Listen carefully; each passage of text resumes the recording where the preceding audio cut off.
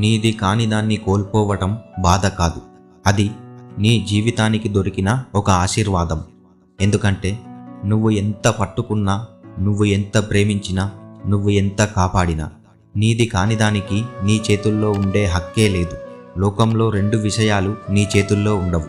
ఒకటి నీది కానిది, 2 నిన్ను వదిలి వెళ్ళాలని నిర్ణయించుకున్నది. ఏదైనా పోయింది, ఏదైనా దూరమైంది, లేదా ఏదైనా నశించింది అంటే ఒకటే అర్థం, నిన్ను నువ్వు పునర్నిర్మించుకునే సమయం వచ్చిందన్నమాట. ఒక తలుపు మూసుకుంటే అది నష్టం కాదు, అది నీ లక్ష్యానికి దారి చూపే మరో తలుపు తెరవబడిందన్న సంకేతం.